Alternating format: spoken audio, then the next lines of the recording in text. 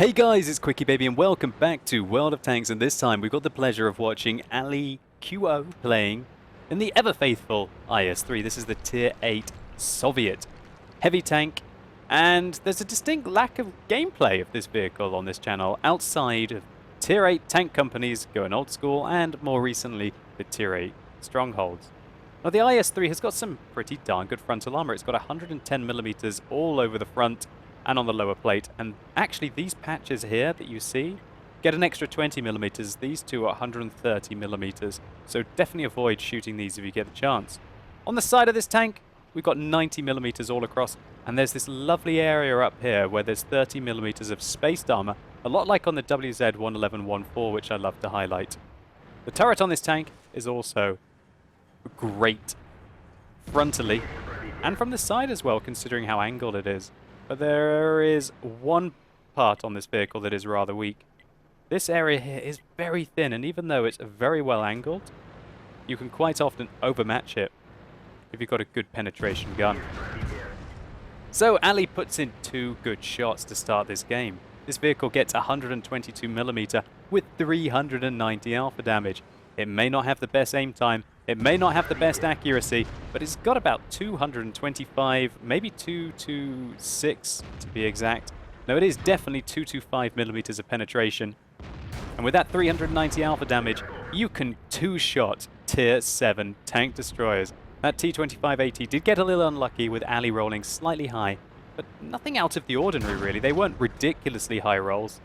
And it's very satisfying to take off half the hit points off the enemy tank if they're one tier lower, and that M6 as well nearly got two shots with this 122mm. However, shooting at Tier 7 and Tier 6 tanks are completely different to trying to engage another popular esports tank, this AMX 5100. That Tier 8 French heavy has a 100mm gun with 6 rounds in it. They're completely devastating, and enough penetration to go through the front of the IS-3, especially when he angles his armor there, giving him his front plate for free. He's ignoring this 5916, who seems to be firing some low-caliber gun with no effect on the IS-3. So Ali decides, well, I'll deal with you later, buddy. I want to deal with this French heavy that could pose me large amounts of trouble later. Look at all those Tigers that are down that alleyway, but Ali has to finally try and deal with this 5916. The 5916 is firing high explosive rounds at him now, with very little effect. But Ali misses a sitter of a shot there. The gun depression over the back of the IS-3 is rather mediocre. Oh, come on, Ali. Get him! There you go. Good hit there. That 5916 can't be feeling too happy about himself now. Now he's just bouncing off high explosive rounds off the 90mm of side armor, and Ali quickly realizes priorities, get them right. Take out that 5100, who's just finished reloading and wants to come and put a few French 100mm shells through the front of your armor. Having dealt with the 5100, he can then go and deal with that poor little 5916. It was like throwing stones at a giant. It really didn't work out for you there. But Ali's team seems to be holding up fairly okay in the east, and it's remarkable the lack of tanks that have gone into the town. Usually the town is overburdened on Runeberg, but not this game. Ali dealt with the town very well indeed. And here we see a rare KV-2 using the 107mm gun. You're doing it wrong, Mr. KV-2. You need to be using that 152mm derp. Then Ali probably wouldn't want to get hit by you. But the 107mm, it's unlikely to go through the front of the IS-3 at this range. Then again, that is a heavy tank that is 2 tiers below what Ali is driving in his IS-3. The enemy team have got some pretty skilled players in high-tier tanks, and they're doing really well. They've picked up 3 kills apiece. And so they have completely eradicated the eastern flank. And now Ali is in a very tricky situation where he is 1 versus 6. Nevertheless, having tracked the WZ-111, and then putting another great shot into the side of his tank, this time doing damage, Ali's giving himself a chance. Unfortunately, these corners here are very troll indeed. The model isn't actually quite correct. You really do have to use your reticule to see when you can actually shoot past these corners. One of the worst modeled parts of World of Tanks, I feel, these corners. But Ali has picked up 5 kills and done 4,800 damage. He bounced around from the WZ-111, and he also bounced a VK-360 1H round there. Oh, you had a shot there, possibly on the Tiger. Good hit, but the 111 took it for the Tiger, keeping the Tiger in the game. But maybe Ali will be far happier taking out that WZ-111 that is firing heat rounds at him than the Tiger. The 111 misjudged the reload of Ali. He manages to get his IS-3 engaged again and takes that 111 down. And that was a very dangerous play. Good job, Ali. Oh, disaster. Didn't aim that one quite right. Needed to probably hit the turret flush or hit the cupola of the Tiger to be able to take him out there. The Rheinmetall Borsig Waffenträger bounces a 150mm shell off his tank, and he puts in a round there, a high explosive round for 495 damage. Great job, Ali. Now he reloads an AP shell as the Tiger has started to fire APCR ammunition against him, which has a very good chance of going through Ali's armor. He takes him down and engages this VK. He's kicking so much ass that he's only got 6 shells left. It's not normal for an IS-3 to have to do 6,000 damage and get 7 kills and still have to be against 4 opponents. How long can he stay here for? There are 2 artillery on the enemy team. Ali, surely if you give them an opportunity, they're going to be able to relocate in a position where they can get you. But that Borsig is more of a threat. Wow, great job. He absorbs a round from the Borsig. That heat round went straight into his tracks, and he manages to put in a big shot into the enemy tank. Now down to 5 shells left. The enemy artillery is getting very brave. He bounces another shell from the VK. Ali, come on, you've got to finish off the AMX. The AMX misses, only splashing him very, very, very barely, doing no damage to his tank, thank goodness. The Borsig bounces another heat round, 330mm of penetration on that, off the IS-3 turret, unable to hit the location that he really wanted, and Ali shuts him down. Now up to 9 kills and 7,000 damage. He is looking like he is in a very good position, but he's only got 3 shells left. This VK-3601 is very healthy indeed. And after he's dealt with that tier 6 German heavy tank, which used to be a medium tank, he also has to deal with the Su-8. Ali squeezes his way through the wrecks of his opponents and pursues the enemy VK-3601. Great round through the front of the tank there, and I only just realized that Ali's gunner is knocked unconscious. So that means that his aiming circle is very large now. This is risky. Ali, you cannot afford to miss this one, but he's got high explosive. He has to find the side or the rear of the enemy tank, otherwise he's not going to be able to penetrate it. Oh my word, you took a chance there, but it paid off. But oh, the Su-8 on the enemy team finally finds Ali and reduces his hit points by half. Now 192 hit points left. He was lucky probably to not die there from the artillery strike. If it had hit him in a more vulnerable location on his tank, he might have been taken out. But luckily for him, he still is in this game with 1 shell remaining.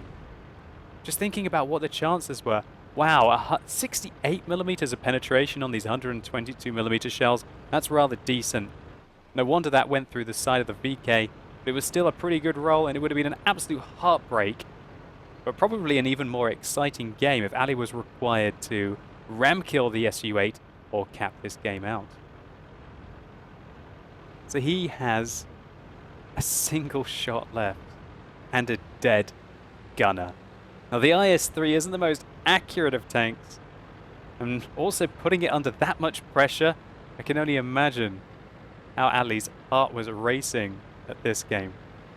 He dealt with that situation against some rather good opponents with good amount of hit points very well indeed. And that's pretty much all he could do. Fair enough, the enemy team probably made some misplays there. And I think if they'd all attacked at the same time, they would have been able to take Ali out.